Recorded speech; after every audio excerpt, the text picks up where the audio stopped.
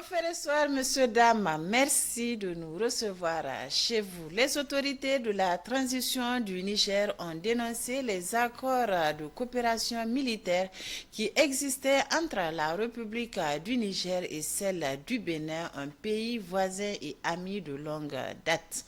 L'annonce a été faite par le porte-parole du CNSP. Le commentaire avec Aboubakar Amadou. Le communiqué a été lu à la télévision nationale par le porte-parole du Conseil national pour la sauvegarde de la patrie CNSP. Il consacre la rupture de l'accord de coopération militaire entre les deux pays, le Bénin voisin du Niger ayant décidé d'être partenaire de la France dans une agression militaire en perspective. Le pays sert actuellement de base pour le déploiement par la France d'armes de guerre et de mercenaires. En effet, la République du Bénin a autorisé le stationnement de militaires mercenaires et matériel de guerre dans la perspective d'une agression voulue par la France en collaboration avec certains pays de la CEDEAO contre notre pays, malgré l'accord de coopération militaire du 11 juillet 2022 liant nos deux États. Le Conseil national pour la sauvegarde de la patrie et le gouvernement du Niger réitèrent leur volonté d'éviter l'escalade et après avoir appelé à plusieurs reprises le respect des obligations du dit accord, décide de dénoncer l'accord de coopération militaire du 11 juillet 2022 conformément à son article 23 et au préavis de 6 mois. La rupture de cet accord de coopération militaire entre le Bénin et le Niger et qui consacrait une mutualisation de leurs efforts dans le cadre de la lutte contre le terrorisme est une nouvelle escalade vers un affrontement militaire entre des soldats des pays ouest-africains, frères d'âmes, sous l'instigation manifeste de la France.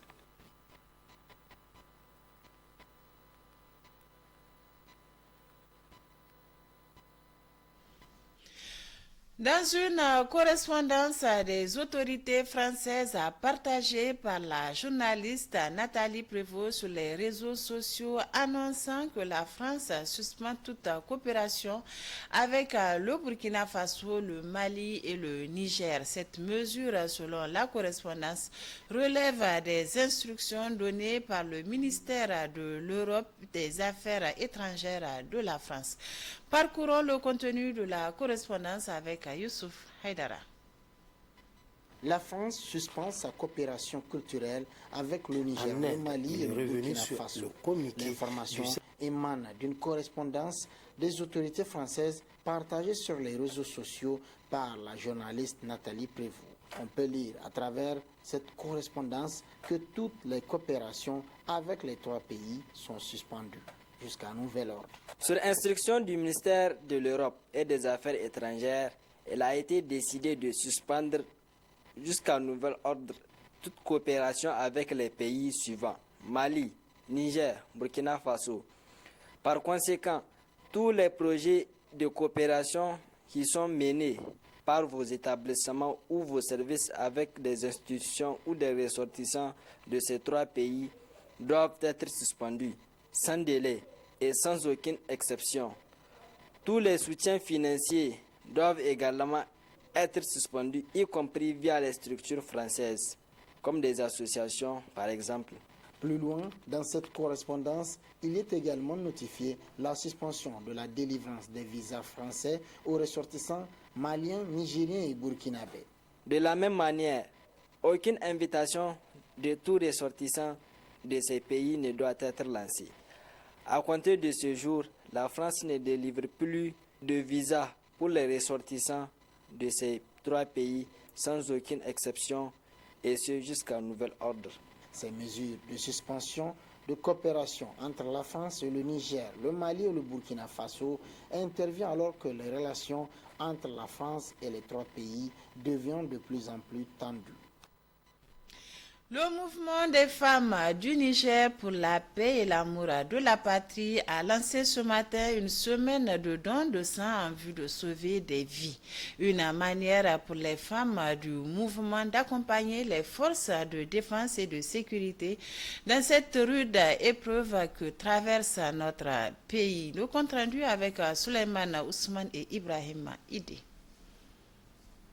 Donner son sang, c'est sauver une vie. C'est en cela que le mouvement des femmes du Niger pour la paix et l'amour de la patrie a vite compris en initiant la semaine de don de sang pour sauver des vies en cette situation actuelle du pays. La cérémonie qui nous réunit aujourd'hui dans ce somptueux palais du 29 juillet est consacrée à un don de sang sous le slogan « Un malade, 3 poches de sang, un soldat blessé, 3 poches de sang ». Ceci pour apporter notre contribution au centre de santé et avoir le maximum de réserves de poches de sang en cas d'attaque d'ennemis contre nos forces de défense et de sécurité. Tout en dressant l'engagement des femmes dans cette lutte, les femmes du mouvement pour la paix et l'amour de la patrie ont saisi cette occasion pour livrer un message de doléance. Aujourd'hui, si tel est que nos femmes FDS ont mérité leur galon, nous voulons les voir dans les instances de prise de décision. Il faut bénir notre ministère car aujourd'hui beaucoup de projets logés au niveau de l'UNICEF, au niveau de ONIFA, au niveau du PNUD, de partout plein Niger, ils auront un problème à exécuter ces marques parce que dans le cadre de compiler les ministères, ça prendra du temps et il y a bel et bien un nom à ces programmes qu'ils veulent faire. Donc vraiment, nous voulons que ça revienne. Nous voulons que vous admettez la culture au ministère de l'Artisanat. Un pays sans culture, Monsieur le Président, n'a plus d'identité. Le ministre en charge de la santé publique a pour sa part lancé un appel pour la promotion du don de sang et réaffirme l'engagement des hautes autorités à accompagner ces genres d'initiatives. Le sang est la vie. Il est essentiel pour sauver des vies et maintenir notre force collective. Notre pays se tient prêt à défendre ses valeurs et ses concitoyens. Et il est de notre devoir, en tant que nation, de nous préparer de manière adéquate. J'adresse une fois de plus les encouragements aux femmes organisatrices de la semaine de don de sang. Ensemble, sauvons la vie de nos concitoyens en donnant bénévolement et gratuitement notre sang. À travers cette initiative, les femmes du mouvement pour la paix et l'amour de la patrie veulent ainsi apporter leur part de contribution dans les centres de santé, mais aussi pour la promotion du don de sang au Niger. Plusieurs personnalités et autres personnes présentes pour la circonstance ont effectué le geste en donnant leur sang. Le gouverneur de la région d'Agadez, le général Ibra Boulama, a effectué une visite ce matin dans les locaux de la Régie Services Financiers. Il s'est agi pour lui d'aller constater de visu les conditions de travail du personnel. Le compte rendu avec Hadi Oumarou du bureau reportage Bonferré, Agadez. Ce sont les services relevant du ministère de l'économie et des finances au niveau de la région d'Agadez qui ont reçu la visite du gouverneur. La direction régionale des impôts et du budget, la trésorerie régionale ainsi que la direction régionale du contrôle des marchés publics. Partout où nous sommes passés, en tout cas nous avons trouvé un personnel dévoué, professionnel, qui s'acquitte vraiment de sa tâche avec beaucoup de patriotisme, je dirais. Au niveau de l'ensemble de ces services, il a été relevé un problème crucial de manque de ressources humaines. Il y a certains départements qui n'ont même pas de service, pour vous dire. Je pense que nous sommes en 2023, cela n'est pas admissible. Au Niger, des services des départements ne disposent pas de services des impôts, notamment à Derbisnat et puis Ingal. Ça veut dire que souvent les gens, pour un simple problème de timbre ou bien de vignette de 5 000 francs, sont obligés de faire le déplacement à Agadez ou à Kirozérine. Alors que de bon ton que ces services-là soient vraiment rapprochés du contribuable. Non seulement pour faciliter ces accès-là aux populations, et en plus cela va permettre d'assurer plus de recouvrement. Ajoute à cela un refus de certains agents affectés de rejoindre leur poste. Il a été notifié au gouverneur de la région durant les échanges avec les responsables la question de non-rétrocession de certaines redevances aux communes. Le CNSP va s'employer à trouver des réponses à tous ces problèmes afin que l'État puisse recouvrer plus efficacement les recettes internes. Restons toujours à Agadez où les locaux de l'OIM ont été pris d'assaut par les migrants qui réclament l'amélioration des conditions de prise en charge. Ces derniers ont demandé aux autorités des pistes de solutions à leurs préoccupations. Retrouvons Hadi Oumarou. Ce sont les migrants du pays africain bloqués et refoulés aux portes du Sahara qui ont organisé ce mouvement d'humeur au sein du camp de l'OIM à Agadez. Le mouvement a conduit au saccage de plusieurs biens et infrastructures de l'OIM. En provenance des villes de Assamaka et Arlit, ces migrants sont bloqués ici depuis plus de 6 mois et ils dénoncent leurs conditions de vie. On a vécu des difficultés ici. Il faut voir, depuis Asamaga, 3 mois, tu fais 3 mois, tu te nourris toi-même. Celui qui n'a pas d'argent, lors de raffoulement en Algérie, on t'arrache tout, le téléphone, l'argent, tout. Il y a certains même qui sont venus en pieds nus. Il faut voir. Il y a certains qui sont venus, ils n'ont même pas des habits. Il y a certains aussi qui sont mourir là-bas. À l'endroit des nouvelles autorités nigériennes, ils demandent que les conditions soient créées afin qu'ils puissent rentrer chez eux. Plus précisément, les militaires, on leur demande de faire tout possible pour que nous, les migrants, franchement, on puisse rentrer chez nous.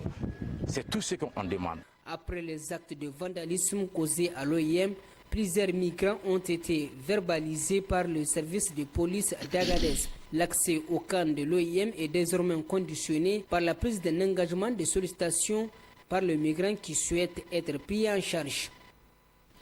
Certains départements de la région de Maradi abritent depuis quelques semaines une série de caravanes de sensibilisation sur les réels motifs du coup d'État du 26 juillet dernier. Une initiative du collectif des organisations de la société civile de Maradi. Faisons le point avec Inès Zoumari et Ibrahim Amadou. Pour apporter sa pierre à l'édifice dans le cadre de la sauvegarde de la patrie suite à l'avènement du Conseil national pour la sauvegarde de la patrie, le collectif citoyen pour la défense de la patrie organise depuis un certain temps une caravane de sensibilisation dans les différents départements de la région de Maradi. Objectif, parler entre autres des motivations qui ont conduit au putsch du 26 juillet 2023. Le message consiste à informer les citoyens sur les vraies motivations qui ont été données par ceux qui ont fait le coup d'État du 26 juillet 2023 et surtout demander aux citoyens de se comporter de façon responsable. Parce que c'est un rappel, au lendemain de ce coup d'État qui est le 5e déjà au Niger, toute la communauté qui tourne autour de la France, ce qu'on appelle la CEDEAO, la France elle-même et tous les autres agitateurs ont bien voulu présenter le Niger comme étant un monstre par rapport auquel il doit y avoir une union sacrée pour le détruire. Leur motivation consiste simplement à faire en sorte que cette intention de sauvegarder la patrie, cette intention de ramener le Niger de là où il est là très loin, cette intention d'empêcher la partition de nos États, c'est cette intention-là que la France trouve un peu menaçante. Ses intérêts sont en jeu et elle fait tous les agissements possibles. Il s'agit également au cours de cette caravane d'appeler la population à l'unité pour faire face à l'ennemi. Donc d'abord la première phase consiste à expliquer aux citoyens pour que de façon réfléchie, ils sachent pourquoi ils doivent adopter tel ou tel comportement. Puis par la suite, et ça nous sommes déjà dans cette phase, c'est de se tenir debout pour que n'importe qui pense qu'il peut menacer le Niger par la guerre ou par toute autre forme de menace, qu'ils comprennent que les Nigériens, nous sommes un et indivisibles et que personne ne peut nous divertir. Nous sommes prêts pour une libération, nous sommes prêts pour une vraie souveraineté et c'est le message que nous sommes en train de porter à la connaissance de tous les citoyens, particulièrement de notre région, pour qu'ensemble, dans tout le Niger, on s'élève comme un seul homme et qu'on puisse contrecarrer la France et ses valets locaux. Depuis 1848, ils se sont entendus pour partager l'Afrique, ce qui fait aujourd'hui les limites des États qu'ils ont établis. Ils veulent continuer à être solidaires dans l'exploitation impérialiste et de notre Afrique. Les thèmes débattus au cours de ces rencontres consistent à expliquer non seulement les raisons qui ont conduit au putsch, les les enjeux pour le pays, les grands défis à relever par les citoyens, mais aussi la citoyenneté en cette période de sauvegarde de la patrie. Quel comportement adopter? Parler également de la lutte de la libération, un problème du peuple qui est appelé à s'élever pour obtenir sa liberté effective.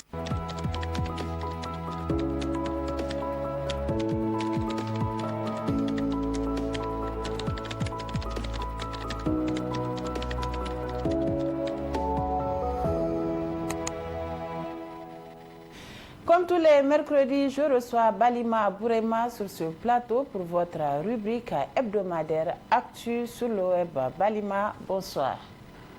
Bonsoir Aminatou Yayamaga, bonsoir chers téléspectateurs, bienvenue à ce numéro d'Actu sur le web de ce mercredi 13 septembre 2023.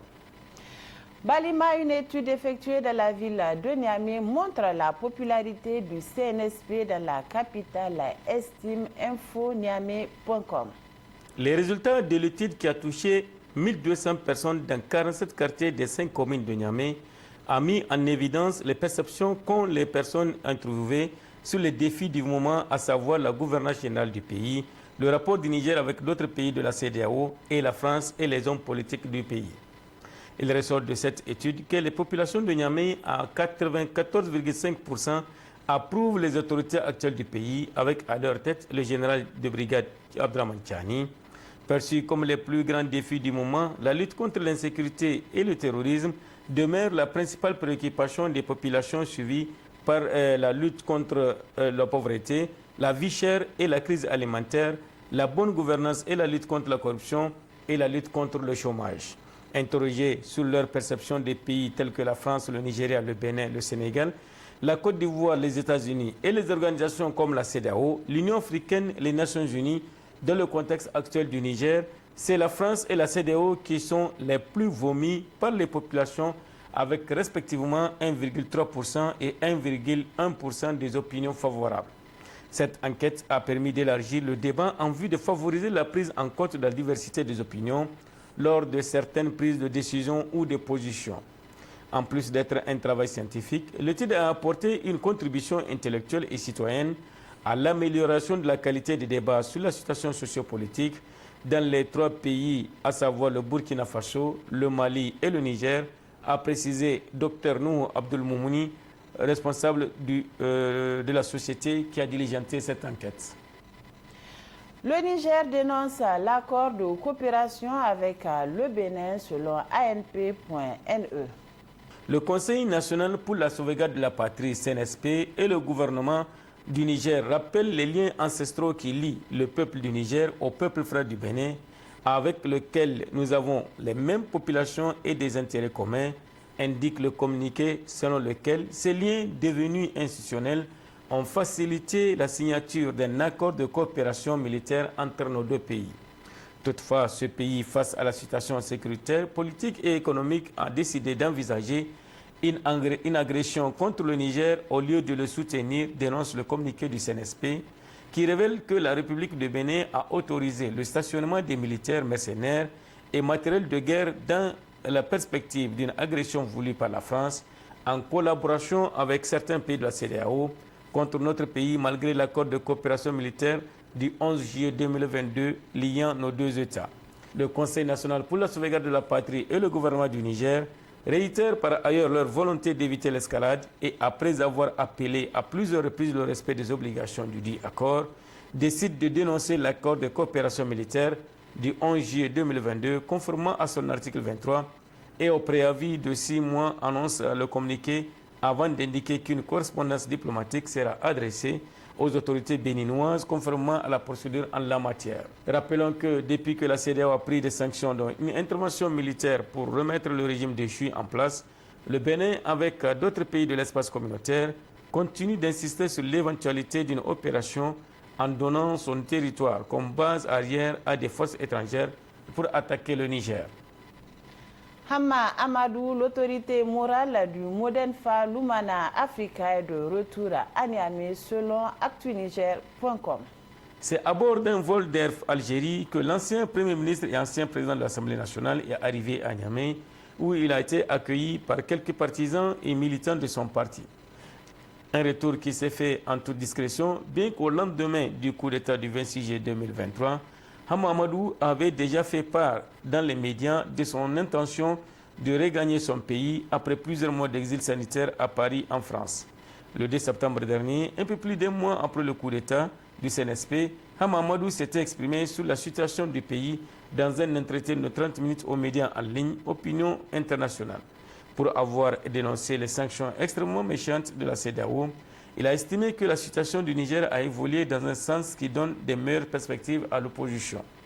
Premier ministre à 2 reprises, de 1995 à 1996, puis de 1999 à 2007, sous les couleurs du MNSD Nassara de Tanja Mamadou, avant de fonder par la suite son propre parti, le Modern FA Lumana, Hama Amadou a été le principal allié de Mamadi Soufou en 2011 et de devenir président de l'Assemblée nationale jusqu'en 2013. Il devient alors le principal opposant au régime du PNDS Taraya après l'affaire dite des bébés importés qui lui a valu une condamnation d'1 année de prison. Après avoir été au second tour de l'élection présidentielle de 2016 contre Issoufou Mahamadou alors qu'il était en détention préventive à la prison de Filangué, il fut recalé par la Cour constitutionnelle aux élections de 2021 à raison de son casier judiciaire. Il décida alors de soutenir l'ancien chef de l'État Mamadou Ousmane, candidat du RDR Tchandji qui arriva au second tour de l'élection présidentielle de la même année contre Bazoum Mohamed du PNDS Taraya, le défunt du successeur d'Issoufou Mahamadou. Suite aux violences post-électorales de février 2021, Hama Amadou a été de nouveau interpellé puis déposé à la prison civile de Filangué, à une centaine de kilomètres de Niamey. Il a ensuite bénéficié d'une autorisation spéciale pour aller se soigner à l'hôpital américain de Paris. La semaine dernière, lors d'un point de presse, le Premier ministre de la Transition, Ali Mohamed Lamine Zen, a annoncé des mesures de décrispation, notamment en faveur des prisonniers politiques. Enfin, Balima, la France réclame la libération d'un de ses ressortissants emprisonnés à Niamey selon le Moindre.fr. La France réclame la libération immédiate du conseiller des Français à l'étranger au Niger, arrêté le 8 septembre par des forces de sécurité nigériennes, a déclaré hier mardi 12 septembre le Quai d'Orsay. Stéphane Julien est un chef d'entreprise élu par les Français installés au Niger pour les représenter et servir de liaison auprès des services diplomatiques français dans ce pays, où des militaires ont pris le pouvoir fin juillet à la faveur d'un putsch contre le président démocratiquement élu. La France suit avec la plus grande attention la situation de M. Stéphane Julien, conseiller des Français de l'étranger basé au Niger, arrêté le 8 septembre par des forces de sécurité nigériennes, a déclaré le porte-parole du ministère des Affaires étrangères dans un communiqué. Depuis le premier jour, notre ambassade est mobilisée pour assurer la protection consulaire à notre compatriotes. Les militaires ayant renversé Mohamed Bazoum, que Paris considère toujours comme le président légitime du Niger, a exigé le départ des troupes françaises basées dans le pays et a menacé d'expulser l'ambassadeur de France au Niger. Balima, merci pour toutes ces informations. À la semaine prochaine. Plaise à Dieu. Merci Aminatou Yaya Maïgan. Merci chers téléspectateurs et à la semaine prochaine, Inch'Allah. Messieurs, dames, ici se referme également cette édition d'information. Merci de nous avoir suivis. Nos programmes se poursuivent sur Bonferré Télévision.